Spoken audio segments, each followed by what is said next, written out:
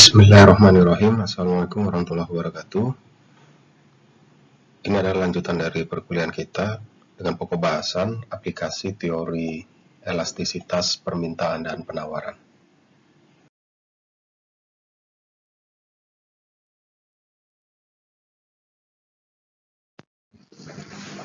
Ada dua peran ekonom, yang pertama sebagai saintis dan yang kedua sebagai policy advisor.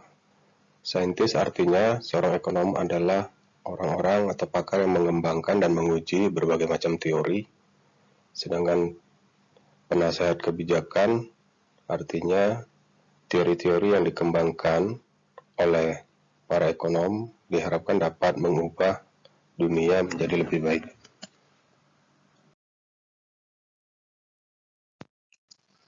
Elastisitas adalah salah satu teori yang banyak mengambil perhatian para ekonom. Elastisitas adalah sebuah konsep yang membahas tentang bagaimana cara menentukan harga sebuah barang dan berapa banyak barang harus terjual. Dalam teori elastisitas dipelajari berbagai macam kejadian-kejadian yang dapat menggeser supply dan demand sehingga keseimbangan harga dan kuantitas sebuah barang menjadi berubah.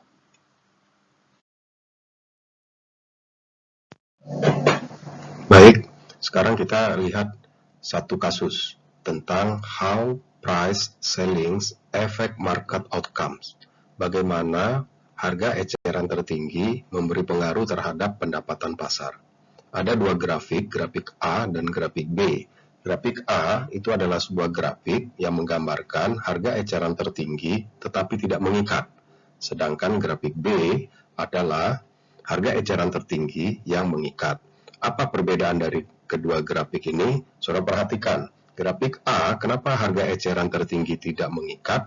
Karena harga keseimbangan pasar bebas sebesar $3 itu lebih kecil dibandingkan dengan harga eceran tertinggi. Artinya, harga eceran tertinggi yang ditetapkan pemerintah $4 tidak akan mempengaruhi keseimbangan pasar. Sementara pada gambar B, harga ecerannya itu ditetapkan lebih kecil dari harga keseimbangan pasar. Harga keseimbangan pasar $3, sementara harga eceran tertinggi $2, maka akan terjadi perubahan perilaku pasar. Apa yang berubah? Pada harga keseimbangan pasar $3, permintaan sebesar 100. Titik keseimbangannya pada 100 unit. Sedangkan ketika harga eceran tertinggi menjadi $2, kecil dari $3, maka terjadi perubahan, supply-nya akan berkurang menjadi 75 yang sebelumnya 100, turun menjadi 75, sedangkan permintaan meningkat menjadi 125. Artinya akan terjadi shortage, akan terjadi kelangkaan barang di pasar. Ini salah satu contoh kebijakan, efek dari kebijakan harga eceran tertinggi.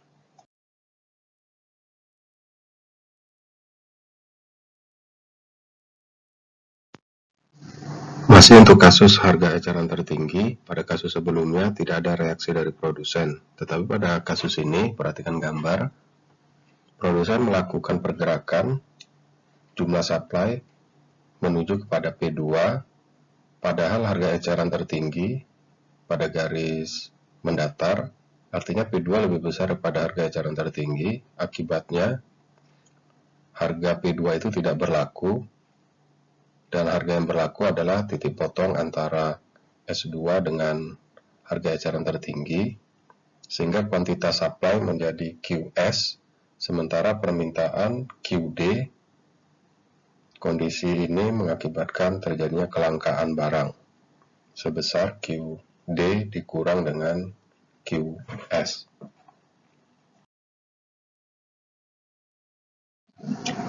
Setelah kita bahas harga eceran tertinggi, selanjutnya kita akan membahas harga eceran terendah dan bagaimana pengaruhnya terhadap pendapatan pasar.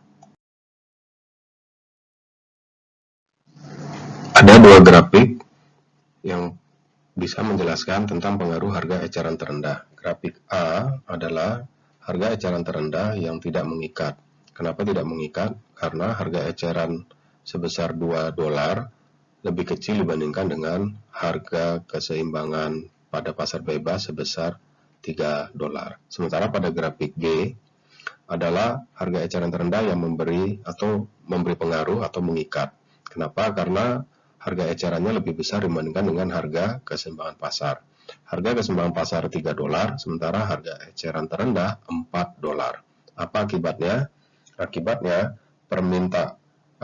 permintaan yang awalnya 100 unit akan bergeser atau berkurang menjadi 80 unit, sedangkan supply dari 100 unit meningkat menjadi 120 unit. Akibatnya akan terjadi surplus atau kelebihan pasokan barang di pasar.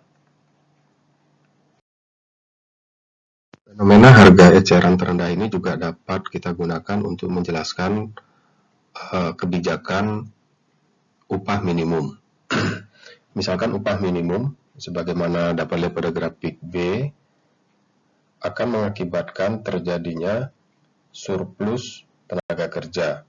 Kenapa? Karena ketika penetapan minimum wage, upah minimum, akan terjadi pergeseran permintaan terhadap tenaga kerja menjadi berkurang, sementara pasokan tenaga kerja menjadi bertambah. Labor surplus ini artinya peningkatan angka pengangguran. Kesimpulannya, penetapan upah minimum yang tidak tepat dapat memicu peningkatan jumlah pengangguran di sebuah negara. Teori elastisitas harga ini juga dapat kita gunakan untuk menjelaskan pengaruh penetapan pajak terhadap pendapatan pasar. Kita perhatikan grafik ini, sebuah grafik yang menggambarkan pengaruh dari penetapan pajak terhadap market outcome. Perhatikan garis supply and demand yang berwarna biru. Grafik supply and demand yang berwarna biru ini adalah kondisi awal di mana keseimbangan itu terjadi pada harga 3 dolar dengan kuantiti supply and demand 100 unit. Ketika ditetapkan besaran pajak sebesar 0,5 dolar, maka akan terjadi shifting, akan terjadi pergeseran. Siapa yang akan bereaksi? Yang akan bereaksi akibat dari penetapan pajak terhadap barang ini adalah produsen. Yang awalnya pada garis S1 akan bergeser menjadi S2. Ini mengakibatkan kuantitas pasokan akan berkurang dari 100 unit menjadi 90 unit. Sementara dari sisi harga, produsen atau penjual akan memperoleh pendapatan, akan menjual barang dengan harga 2,8, sementara buyers atau pembeli akan mengeluarkan uang sebesar 3,30 US dollar. Padahal harga yang terjadi pada keseimbangan pasar sebesar 3 dolar. Dari sini kita dapat simpulkan kebijakan penetapan pajak itu akan menurunkan pendapatan dari sellers atau produsen dan juga akan meningkatkan beban harga barang kepada buyers.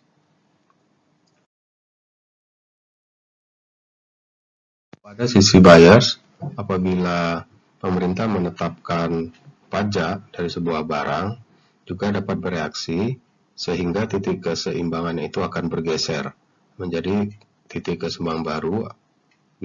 Pada gambar ini saudara bisa lihat equilibrium with tax. Artinya demand itu juga akan berkurang dari 100 menjadi 90. Sementara price terhadap seller dari 3 dolar menjadi 2,8 dolar, sementara price terhadap buyers akan membayar sebesar 3,3 US dolar. Keuntungan pendapatan dari sales akan berkurang dan harga barang juga akan semakin mahal dari sisi buyers.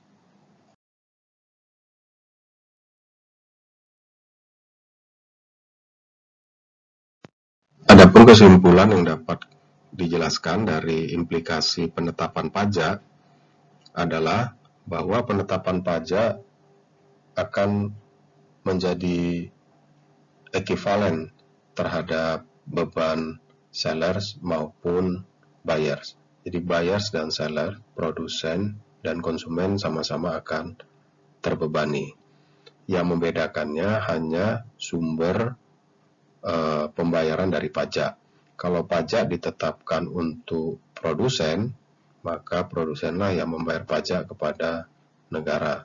Sedangkan jika pajak dibebankan kepada konsumen, maka konsumen yang akan membayar kepada negara.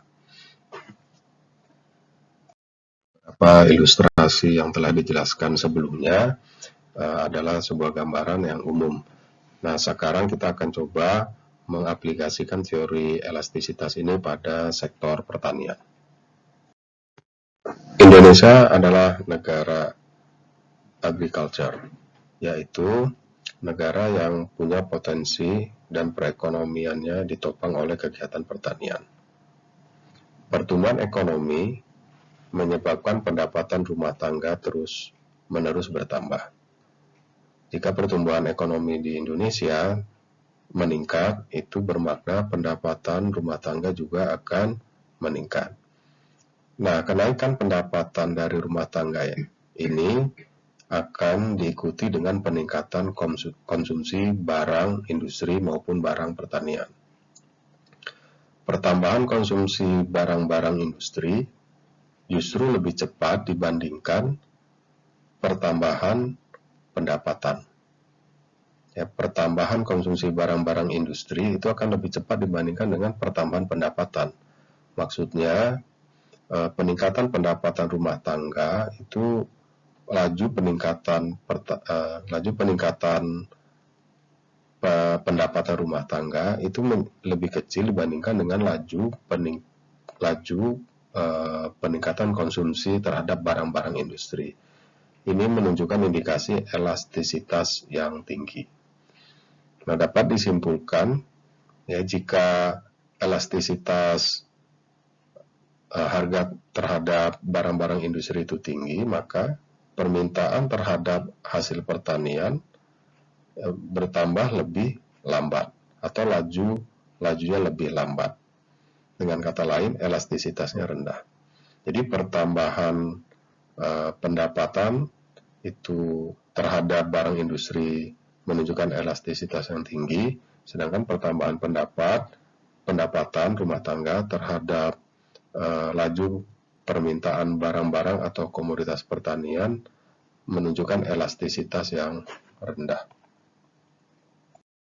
Selanjutnya kita akan bahas tentang kebijakan stabilisasi harga barang pertanian.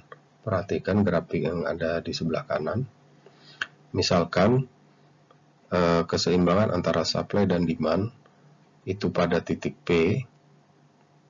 P adalah harga di mana keseimbangan antara supply dan demand terjadi. Andai kata pemerintah menggunakan harga keseimbangan supply and demand ini sebagai ketetapan harga yang berlaku di pasar, yang ditujukan sebagai acuan untuk menjamin stabilitas harga, maka ada beberapa kondisi yang akan terjadi. Kondisi pertama, jika panen pertanian sebesar Q2, artinya jumlah pasokan itu lebih besar dibandingkan dengan kondisi ideal yang awalnya Q meningkat menjadi Q2. Akibatnya harga akan menurun atau lebih rendah dibandingkan dengan P. Harga yang lebih rendah ini akan ditindaklanjuti oleh pemerintah dengan cara membeli barang tersebut untuk menghindarkan kemerosotan harga.